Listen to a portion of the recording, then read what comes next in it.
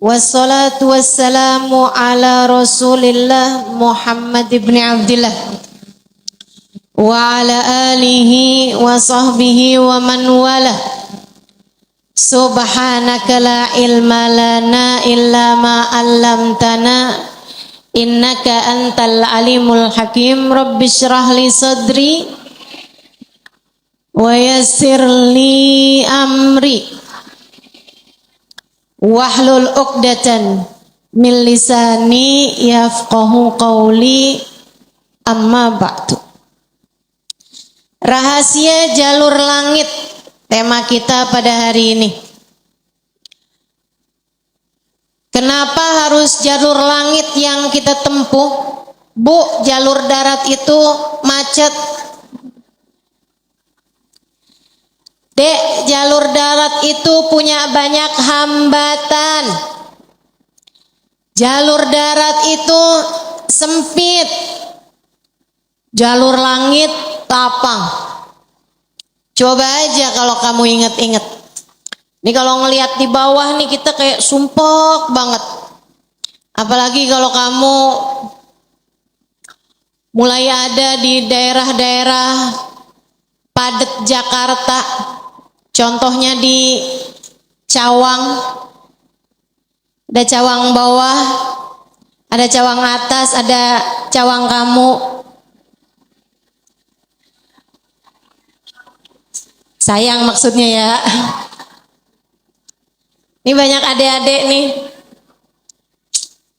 Cawang aku nggak, Dek?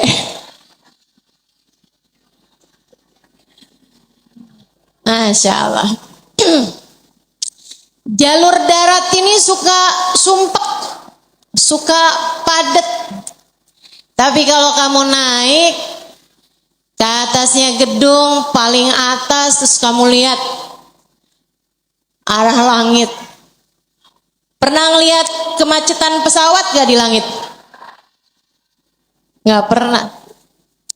Pernah lihat ada lampu merah gak di langit? Gak pernah. Jalan bebas hambatan, yang benar-benar bebas hambatan adalah jalur langit.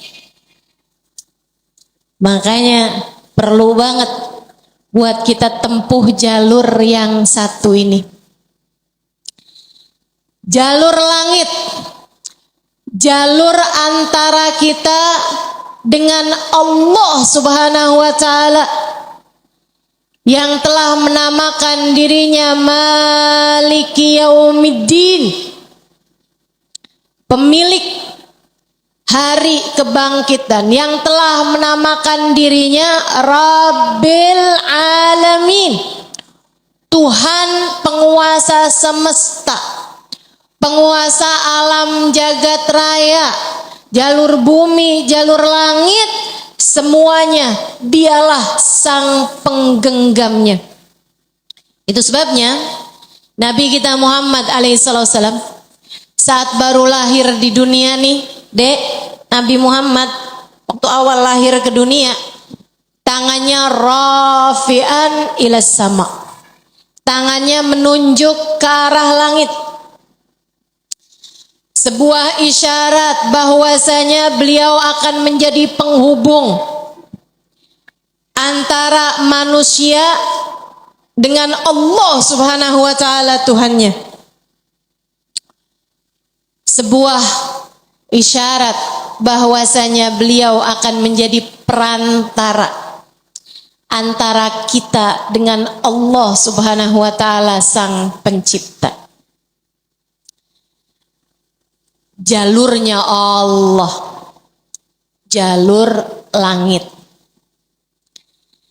harus sesuai sama apa yang dipesankan, yang disampaikan sama Nabi besar Muhammad sallallahu alaihi wasallam, yang Allah mengatakan tentangnya, a'udzubillahi minasyaitonirrajim, qul innama ana basyarum mithlukum yuha ilayya. Qul, sampaikan kepada umatmu wahai Nabi Muhammad, ana basyarum mithlukum, Saya memang manusia seperti kalian juga. Kalian makan, saya makan. Kalian tidur, saya tidur. Kalian menikah, saya menikah. Kalian punya anak, saya punya anak. Saya sama kalian juga. Kalian sakit, saya juga merasakan sakit. Innama ana bashar. Saya manusia seperti kalian. Sampaikan itu kepada umatmu wahai Nabi Muhammad. Akan tetapi yuha ilayya, jangan lupa saya adalah hamba wahyu, telah diwahyukan kepadaku peta menuju jalur langit, peta kebahagiaan hidup dunia membawamu kepada kebahagiaan hidup akhirat, peta untuk membuatmu kenal kepada Sang Pencipta. Jalan hidup yang dapat membawamu menuju surga. Ini namanya jalur langit. Yang paling rugi yang gak mau ngikutin peta ini. Yang paling sukses yang jalan hidupnya mengikuti peta ini, mengikuti jalur langit ini. Karenanya adik-adik, ibu-ibu, saudariku sekalian yang saya muliakan, izinkan saya di kajian ini menyampaikan padamu tentang bagaimana cara kita menempuh perjalanan menuju Allah Subhanahu wa taala lewat jalur langitnya. Biar gak sumpek hidupmu di dunia, biar matimu husnul khotimah, biar di akhirat nanti dapat masuk surga. Bukankah itu yang kamu mau? Bukankah itu yang kamu inginkan? Adik-adik, bukankah itu adalah cita-citamu? Betul? Bahagia di dunia, mati husnul khotimah, di akhirat masuk surga. Adakah keinginan lebih tinggi daripada itu? Adakah cita-cita lebih mulia daripada itu? Enggak ada. Mesti menempuh jalur langitnya. Karena surga adanya di langit. Karena segala kebaikan-kebaikan turun dari alam langitnya Allah Subhanahu wa taala menuju ke alam dunia ini. Saat kamu rasa dadamu sesak di dunia, maka naiklah ke atas dan menengadahlah. Maka dada langit siap untuk merengkuhmu, menjadikan sesakmu tak lagi bernilai apa-apa. Sesakmu jadi lega. Sesakmu jadi lega. Ayo nih, buat adik-adik yang kegalauan mulu dengerin saya. Buat ibu-ibu yang pusing mulu, terutama kalau lihat sisa saldo akhir bulan, dengerin saya. Simak baik-baik jalur langit. Gimana sih caranya kita menempuh jalur langit? Pertama, apa aja jalur langit yang bisa kita tempuh? Pertama, sholat. Itu adalah jalur langit yang jangan sampai pernah kamu tinggalkan. Sayyidina Muhammad Al-Bagir berkata kepada putranya Sayyidina Ja'far As-Sadiq, "Ya bunai, ittasil billah." Wahai anakku, senantiasalah terkoneksi dengan Allah. Senantiasalah tempuh jalur langit menyampaikanmu kepada Allah Subhanahu wa taala. Seringlah terkoneksi sama Allah. Anaknya bertanya, "Kaifa attasil bih ya walidi?" Bagaimana caraku untuk selalu terkoneksi dengan Allah? Bagaimana caraku berkomunikasi sama Allah? Bagaimana caraku menempuh jalur langit? Ayahandanya berkata, kalau kamu ingin kamu berbicara dengan Allah, sholatlah. Kalau kamu ingin Allah berbicara kepadamu, bacalah Al-Quran. Jadi cara pertama tersambung sama Allah adalah sholat. Jangan tinggal sholat. Jangan tinggal sholat meski siapapun yang mengatakannya. Misalnya ada orang gelarnya apa kek? Profesor, doktor, belakang namanya juga ada banyak. Ada banyak gelar-gelar SAG, sarjana alam gaib. Misalnya gitu. Tapi sebenarnya apa SAG itu ya? Sarjana agama. Oh, maafkan saya ya. Saudaraku sekalian yang saya muliakan, sepanjang apapun gelar yang dimiliki seseorang, kalau dia sampai mengatakan misalnya sholat, itu sudah tidak relevan lagi di zaman sekarang. Agama ini semakin maju. Karenanya makna sholat bukan seperti yang disampaikan para ulama. Misalnya dia ngomong begitu, sholat itu tujuannya mengingat Allah. Aqimis sholata lidzikri.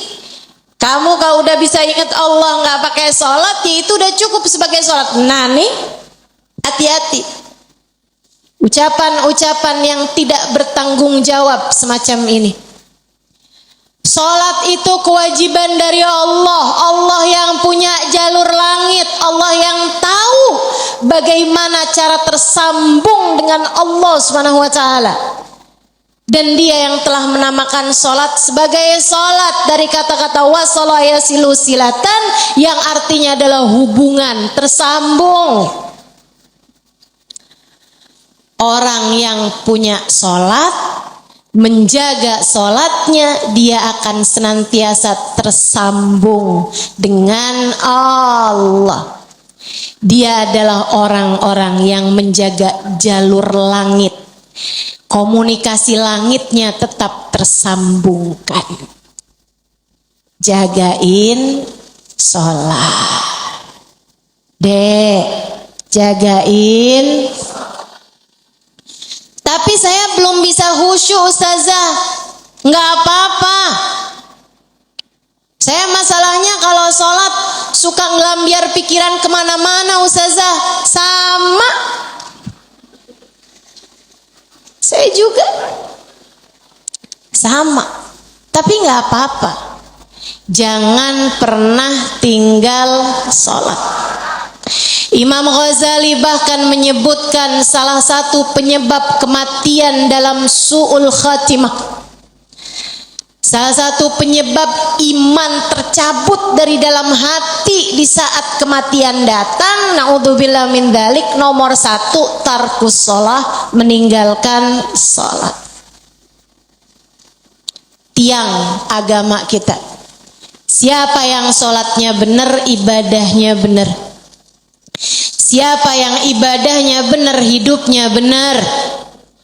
Siapa yang hidupnya benar, bakalan matinya benar. Siapa yang matinya benar, di akhirat dapat kehidupan yang menyenangkan.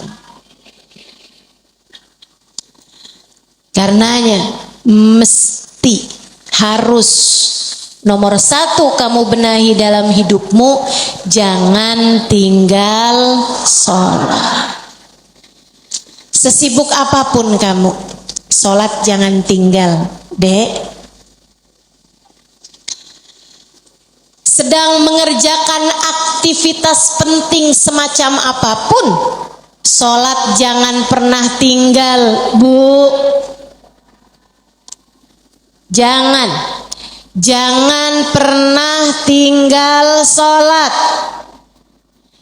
Sebab orang kalau lagi ninggal sholat, bukan hanya karena dia nggak mau sholat, tapi karena dia tidak diizinkan Allah untuk menghadap kepadanya, telah diputuskan jalur antara dia dengan Allah Subhanahu wa taala. Naudzubillah min dalik, jalur langit telah terputus darinya. Itu kayak punya HP tapi nggak ada sinyal, nggak bisa dibikin apa-apa HP-nya. Punya HP nggak ada sinyalnya, Bu, nggak ada kartunya, mau dipakai apaan? Mau dipakai ngulek sambel? Ya kan enggak gitu. Karenanya teman-teman sekalian, sholat jangan tinggal. Kamu kalau dibikin sama Allah dalam hidup nggak ngerjain sholat, kamu perlu menangisi hal tersebut. Kenapa gitu? Saya sering sampaikan, orang ketika sholat bukan hanya karena dia mau sholat, akan tetapi karena dia masih punya nilai di sisi Allah, sehingga Allah masih izinkan dia untuk menghadap kepadanya. Kamu pernah nggak, Dek, sebel sama orang sampai nggak pernah mau lihat mukanya? Pernah? Sekarang saya tanya sama ibu-ibu, ibu-ibu pernah nggak benci banget sama orang sampai nggak sudi lihat muka dia? Pernah? Pernah.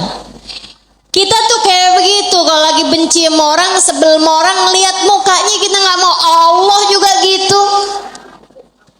Allah kalau benci sama satu makhluknya, sama seorang hambanya, Allah nggak akan izinkan orang tersebut menghadapkan dirinya kepada Allah dalam sholatnya. Dia kirain dia yang nggak mau sholat, padahal Allah yang nggak mau dia menghadap kepadanya. Telah diputus jalur antara dia dengan Allah Subhanahu wa ta'ala. Na'udzubillah min dzalik. Ada yang nanya sama saya, Ustazah, saya nih kan lagi belanja nih Ustazah, kan sibuk tuh kan. Belanja di mana? Di mall Ustazah. Boleh nggak Ustazah saya jamak sholat saya? Lah, nge-mall di jamak sholat? Ada nih yang begini. Saya mau lihat di sini ada apa kagak nih. Belanja ke pasar, sholat udah sampai di jamak-jamak. Innalillahi. Boleh nggak Ustazah? Nggak boleh lah. Yang boleh jamak sholat itu kalau bepergian, itu pun juga dengan jarak keluar kota 82 km. Tapi kalau kurang dari itu, nggak boleh mengerjakan jamak sholat. Katanya Nabi Muhammad, man jama'as shalah bi ghairi udrin faqad atababan min abwabil kabair. Siapa yang suka ngumpulin sholat, jamaah sholat tanpa ada alasan yang dibenarkan, dia sedang mendatangi salah satu pintu dari pintu-pintu dosa-dosa besar. Dia tanya, boleh nggak Ustazah jamaah sholat? Nggak boleh, kecuali karena ada alasan yang dibenarkan. Emang kenapa gitu Ustazah? Kamu kalau kepengen hidup dipentingkan sama Allah, maka kamu harus mementingkan Allah. Sholat adalah gambaran tentang kamu mementingkan Allah, maka insya Allah hidupmu akan dipentingkan oleh Allah. Jalur langit yang pertama adalah sholat. Makanya ada orang yang sholatnya khusyuk-khusyuk, Ada orang yang sholatnya panjang-panjang. Tuh guru-guru saya tuh. Sholatnya panjang-panjang, terutama sholat sunnah. Kalau sholat fardu ringan-ringan aja, karena beliau mengerjakan sholat fardunya berjamaah. Jadi imam, nah itu katanya Nabi Muhammad, kalau kamu sholat jadi imam jangan panjang-panjang. Tapi kalau kamu sholat sendirian, nah silahkan mau panjang kayak gimana pun silahkan. Kita kan suka kebalik-balik. Kalau sholat jadi imam, Bismillahirrahmanirrahim, jadi imam. Giliran sholat sendirian, Bismillahirrahmanirrahim, alhamdulillahirabbil alamin, maliki yaumiddin, iyyaka na'budu wa iyyaka nasta'in. Malaikat nyatetnya sampai apaan sih yang dibaca? Ya Allah, ya Allah. Khair insyaallah. Sedikit sekalian yang saya muliakan tuh sholat. Mereka para ulama-ulama kita, guru-guru saya, banyak saya liatin sholatnya panjang-panjang. Berpuluh rakaat. Saya tulis tuh di buku Bidadari Bumi yang pertama. Saya ketemu sama orang sepanjang malam di hari-hari haji, dari mulai awal isya, habis isya sampai subuh. Nggak berhenti-henti mengerjakan sholat dari satu rakaat ke rakaat yang lainnya. Masya Allah. Nggak relate sih sama kita-kita. Ini apalagi nih adik-adik yang di sini nih, kalau terawih nyari yang paling cepet. Kalau nggak nyari yang paling cepet, nyari yang paling sedikit rokaatnya. Betul dek? Nggak lagi ya dek ya? Jangan ya dek ya? Nanti tahun ini insya Allah biar terawihnya jadi terawih yang sempurna, amin. Sholat sunnahnya juga tahajud, belajaran deh. Orang yang dari mulai muda-muda kayak kamu gini nih, udah bangun di waktu malam, di saat orang-orang tidur dia terbangun di jam 3:30 pagi. Jam 4 pagi dia mengerjakan sholatnya beberapa rakaat, kemudian mengangkat tangannya, punya jalur langit yang sangat bersinar. Saya bisa jaminkan masa depanmu, jika bahkan sejak di umur-umur masa muda semacam ini kamu sudah menjadi hamba-hamba Allah yang keren luar biasa. Jalur langit yang begitu indahnya, insya. Jalur langit yang kedua, doa.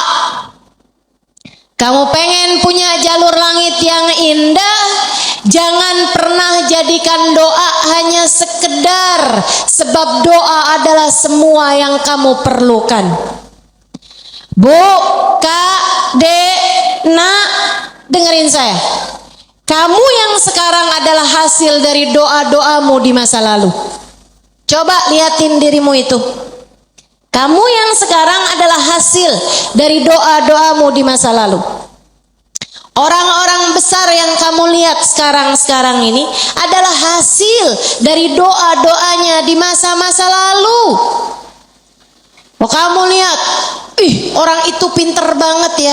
Adalah karena di masa dulunya, di masa kecilnya, di masa remajanya, ia selalu mengangkat tangan untuk minta dari Allah Subhanahu wa taala, Rabbi zidni ilman nafi'a. Ya Allah, tambahkanlah untukku ilmu yang bermanfaat. Ya Allah, ajarkanlah kepadaku ilmumu. Ia selalu minta kepada Allah Subhanahu wa taala ilmu, sehingga Allah pun memberi kepadanya ilmu. Siapapun yang kamu kenal, orang-orang hebat-hebat yang ada di sekitarmu, itu adalah hasil dari doa-doanya di masa-masa lalu. Tinggal kamu lihat dirimu itu. Kamu pengen jadi kayak gimana? Tempuhlah jalur langit dengan perbanyaklah berdoa. Dan itu bukan hanya urusan dunia, urusan akhirat lebih jelas lagi. Sampai saya pernah dengar satu cerita, ada dua orang. Ibadahnya di dunia sama, ibaratnya nilai rapotnya nih sama persis. Nilai rapotnya sama persis waktu hidup di dunia. Dua-duanya sama-sama soleh, dua-duanya sama-sama baik. Akan tapi yang satu dimasukkan ke dalam surga yang bawah, yang satu dinaikkan ke surga Firdausul A'la yang paling tinggi. Yang dinaikkan di surga yang bawahnya, dia protes, "Ya Rob, dia nilainya sama loh sama saya. Kenapa kok dia dikasih surga yang paling atas sementara saya di surga yang bawahnya? Walaupun surga tuh biar kata di emperan enak, tapi ya masa kamu mau minta surga yang emperan?" Sehingga sekalian, hadir majelis aja di emperan gak enak, apalagi di surga. Dia tanya sama Allah, "Ya Allah, kenapa kami berdua nilainya sama tapi dia dinaikkan di surga Firdaus yang paling tinggi sementara saya tidak?" Kata Allah, "Karena dia memintanya sewaktu hidup di dunia dan kamu tidak pernah memintanya kepadaku." Sebabnya Nabi Muhammad mengatakan, "Idza sa'altumul jannah fas'alu al-firdausal a'la." Kalau kalian lagi minta surga, jangan tanggung-tanggung, mintalah surga Firdaus yang paling tinggi. Gitu. Doa deh, doa. Jangan ditinggal. Doa. Doa. Perlu banget. Kamu harus sering-sering doa. Ustadzah, doa yang paling bagus apa? Lah doa itu urusan minta kok. Maka mintalah sesuai dengan apa yang kamu mau. Saya punya cerita indah yang diceritakan oleh salah satu guru saya beberapa bulan yang lalu ketika kedatangan beliau ke Indonesia, namanya Hubabah Syarifah bintul Habib Muhammad bin Abdul Haddar. Beliau datang dari Sewun, Hadramaut, Yaman. Saya menjadi penterjemah beliau kala itu, jadi saya ingat betul kisahnya. Salah satu dari kisah yang beliau ceritakan, kata beliau, ada seorang ibu-ibu datang kepada ayahanda saya. Ayahandanya seorang ulama terkemuka, namanya Habib Muhammad bin Abdullah Al-Haddar, guru dari guru saya, guru dari guru-guru saya, sekaligus ayah dari guru-guru saya. Ayahandanya Hubabah Syarifah, ayahandanya Hubabah Nur, ayahanda Hubabah Maryam. Habib Muhammad bin Abdullah Al-Haddar, pemilik Ribat Bayda di kota Bayda, Yaman sana itu. Sehingga sekalian, beliau seorang pendakwah, seorang yang mustajabud dakwah, yang doanya mustajab. Satu waktu ada seorang ibu datang dalam keadaan menangis terisak-isak kepada ayahandanya di saat Hubabah Syarifah sedang ada di sisi ayahandanya. Ibu tersebut bilang, "Habib, tolong doakan anak saya, Bib. Anak saya bandel sekali, Bib. Saya susah banget. Ajakin dia sholat susah, ajakin dia kerjain kebaikan susah. Anaknya bandel, nggak mau denger apa kata saya. Tolong saya, Bib, doakan anak saya, apa yang harus saya lakukan?" Beliau kemudian berkata, "Bu, ibu kepengen anak ibu jadi anak yang soleh." "Iya, Bib, pengen banget, banget, Bib." Ibu, doa seorang ibu untuk anaknya setara doa Nabi bagi umatnya. Maka doamu untuk anakmu lebih mustajab daripada doa siapapun untuk anakmu. Saya bisa bantu kamu buat doa, mintakan kepada Allah Subhanahu wa taala. Akan tetapi doamu tentu lebih mustajab daripada doa saya untuk anakmu. Ibu dengerin. Bu. Jadi gimana saya, Bib? Ibu bangun di waktu malam.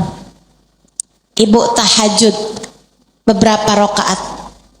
Kemudian seperti kamu menangis di hadapan saya untuk minta anakmu didoakan oleh saya, menangis pulalah di hadapan Allah. Sampaikan kepada Allah apa yang kamu sampaikan kepadaku, atau apa yang ingin agar saya sampaikan kepada Allah tentang anakmu, sampaikan pula itu kepada Allah Subhanahu wa taala. Baik, Bib. Pulang, dikerjain.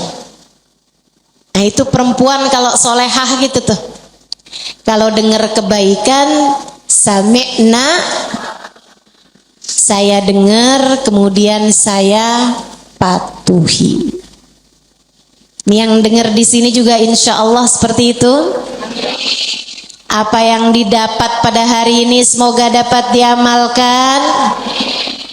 Yang pertama tadi jangan tinggal. Yang kedua tadi barusan ini perbanyak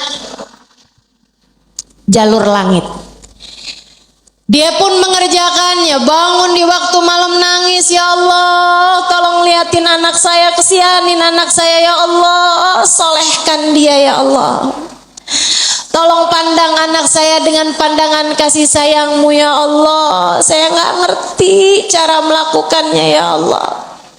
Seperti mana Engkau telah menjadikan anak-anak dari hamba-hamba-Mu yang soleh salehah. Kau jaga mereka, jaga pulalah anakku ya Allah. Jauhkan dari segala dosa-dosa, jauhkan dari segala kejahatan-kejahatan. Tolong jaga anak saya ya Allah. Terus didoain anaknya, didoain anaknya.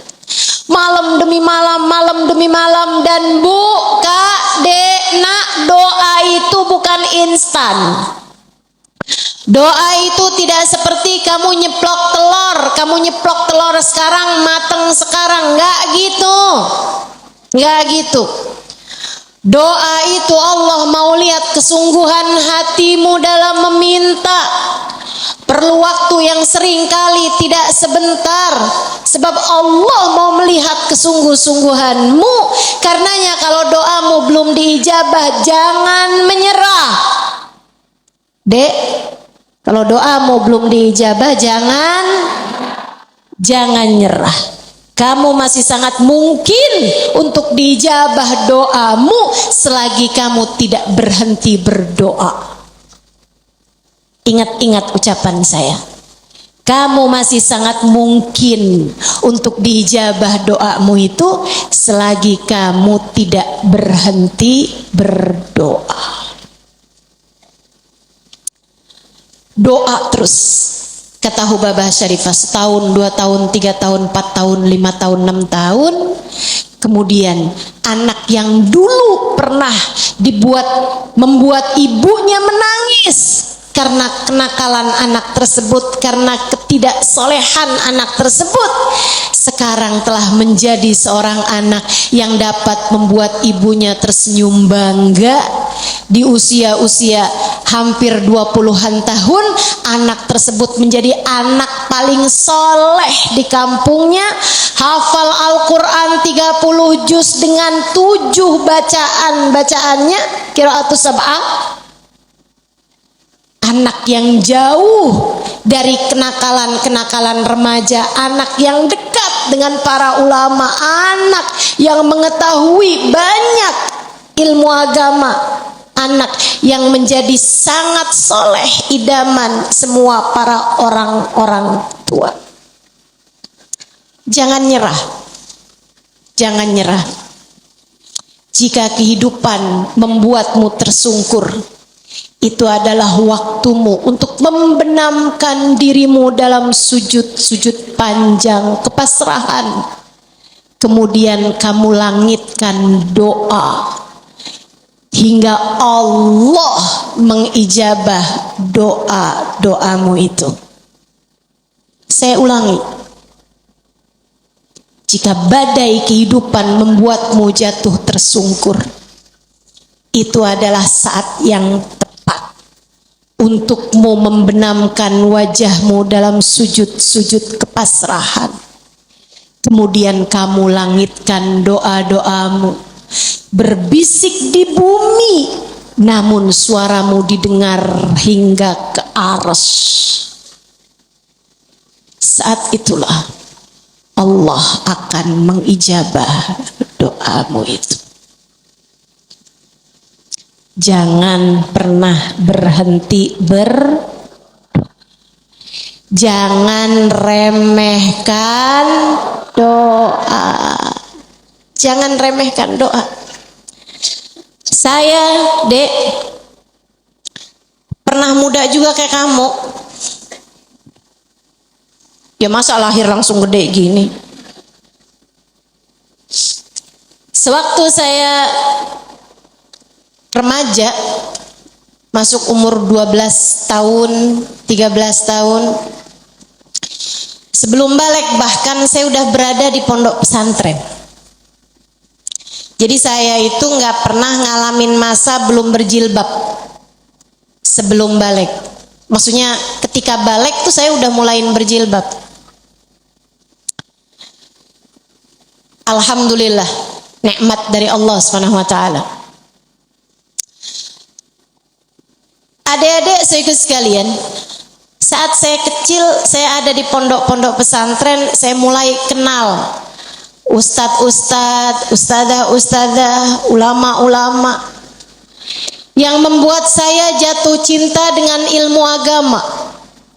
Alhamdulillah, Allah kasih rasa dalam diri saya keinginan untuk selalu belajar. Saya punya keingintahuan yang banyak terhadap urusan ilmu. Jadinya saya senang banget belajar. Nah, di waktu kecil itu tadi, umur 12-an tahun sebagai santri, kan selain dari belajar ada kewajiban lain tuh. Nyuci baju, apalagi kalau dapat piket, bersihin kamar mandi, nyapu kamar, ngepel kamar. Itu saya sangat tersiksa sekali. Sebab saya ini adalah pemalas. Jadinya karena saya pemalas urusan bebersih dan saya mendadak rajin ketika urusannya belajar, saya senang belajar, saya senang tahu, saya suka mikir. Saya tuh kalau lagi baca kitab gitu seneng banget. Saya kalau lagi belajar gitu seneng banget.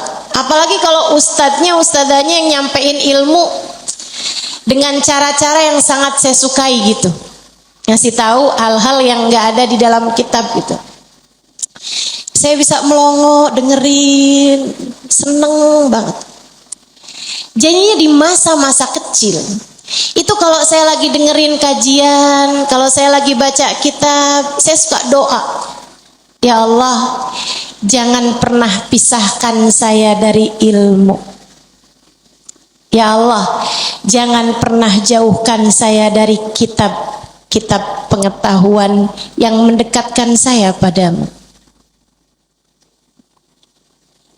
Umur 12 tahun, 13 tahun, doa saya semacam itu.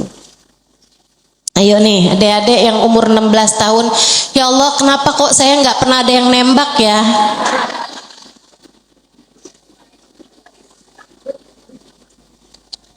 Kata Allah, ya karena aku sayang padamu, karena aku berkehendak untuk menjagamu gitu. Ini malah dipertanyakan, saya kurang cakep apa ya? Kok nggak ada yang naksir sama saya gitu? Siapa kek, tukang kebun, satpam sekolah? Jangan ya dek, jangan. Kalau kakak kelas boleh ustazah, jangan juga. jangan pacaran.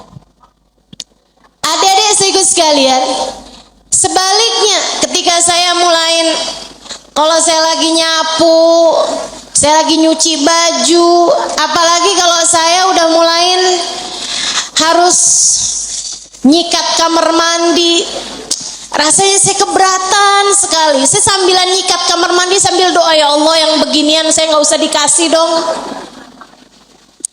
Ya Allah selamatkan saya dari hal-hal yang semacam ini. Alhamdulillah, alhamdulillah. Saya habisnya itu juga mondok-mondok pesantren, tapi bisa dihitung dengan jari waktunya di mana saya harus nyuci baju, di mana saya harus ngepel, di mana harus nyapu gitu. Kayak alhamdulillah, saya punya banyak orang-orang yang mau mengerjakannya buat saya. Alhamdulillah. Allah bakal kasih. Kata Allah Subhanahu wa taala, "Ud'uni astajib lakum." Mintalah kepadaku, niscaya akan aku ijabah. Minta, doa, jangan berhenti berdoa. Ayo adik-adik, kamu punya panjang masa depan insyaallah. Umurmu mudah-mudahan masih tersisa panjang insyaallah. Jangan sesali dengan di masa tua kamu enggak dikasih hal-hal besar dalam kehidupan karena kamu tidak pernah memintanya kepada Allah. Minta, ya Allah, pandanglah aku dengan pandangan kasih sayang-Mu. Ya Allah, seperti mana Engkau menjaga hamba-hamba-Mu yang soleh-solehah, tolong jaga saya juga ya Allah. Dek, minta sama Allah. Saya serius berkata padamu, dengarkan saya. Saya menyampaikan nasihat sebagai orang tua kepadamu, Dek, kepadamu nak. Minta sama Allah, yang dekat sama Allah. Karena kalau kamu merasa, kok saya punya orang tua nggak terlalu sayang ya sama saya, kamu tahu nggak kenapa dalam hidup kamu seringkali merasa bahwa orang tuamu nggak cukup sayang sama kamu, guru-gurumu sepertinya nggak sayang sama kamu, teman-temanmu kayaknya meninggalkan kamu. Kenapa Allah kasih rasa kayak begitu dalam hati kamu? Saya kasih tahu, saat Allah membuat hatimu patah dari berharap kepada manusia, itu adalah cara Allah untuk mengenalkan kasih sayangnya yang tak terbatas padamu. Dekatilah Allah. Orang lain mungkin merasa bosan denganmu, tapi Allah tidak. Allah tidak. Allah tidak akan bosan denganmu kecuali jika kamu yang bosan dengannya. Allah tak akan meninggalkanmu kecuali jika kamu yang meninggalkan Allah. Maka atas nama cinta saya sampaikan padamu, Dek, dengerin saya. Bu, dengerin saya. Atas nama cinta saya sampaikan padamu, jangan pernah tinggal Allah. Yang dekat sama Allah, mintalah terus kepada Allah. Mintalah terus kepada Allah. Minta pandangan kasih sayangnya tertuju padamu. Minta Rahman Rahimnya, rahmatnya Allah kasih kepadamu. Minta agar dalam keadaan apapun Allah tak pernah berhenti menyayangimu. Mintalah, mintalah permintaan yang tak akan pernah kamu sesali. Gak usah minta, ya Allah, jangan biarkan orang tua saya meninggalkan saya. Gak usah. Kamu Bu, jangan minta, ya Allah, jangan biarkan hati suami saya berpaling dari saya. Kamu mau minta juga terserah. Tapi yang saya sampaikan padamu adalah bahwa hal yang semacam itu bisa kamu syukuri, bisa pula kamu sesali. Akan tetapi kalau kamu tidak ditinggalkan oleh Allah, sampai kapanpun tidak akan pernah kamu sesali. Insya Allah. Jadi jalur langit yang harus kamu tempuh, yang pertama adalah, yang kedua adalah, yang ketiga adalah cinta kepada baginda Nabi besar Muhammad.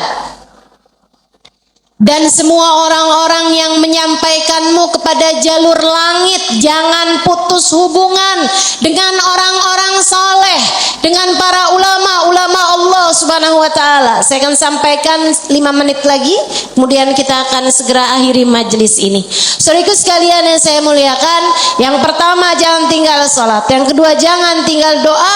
Jalur langit yang ketiga yang harus saya sampaikan padamu adalah milikilah guru yang dapat menyampaikanmu kepada Allah. Milikilah jalur langit yang dapat menyampaikanmu kepada Allah. Cintai orang-orang soleh di atasmu hingga mereka menyampaikanmu kepada Nabi Muhammad. Kemudian Nabi Muhammad menyampaikanmu kepada Allah. Beliaulah tali Allah Subhanahu wa Ta'ala.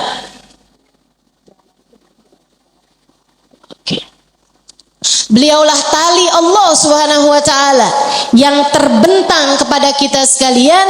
Mudah-mudahan Allah Subhanahu wa Ta'ala senantiasa menyampaikan kita kepada Allah Subhanahu wa Ta'ala lewat jalur langit yang benar, jalurnya baginda kita Nabi besar Muhammad sallallahu alaihi wa ala alihi wasallam, manusia yang paling penuh kasih kepadamu.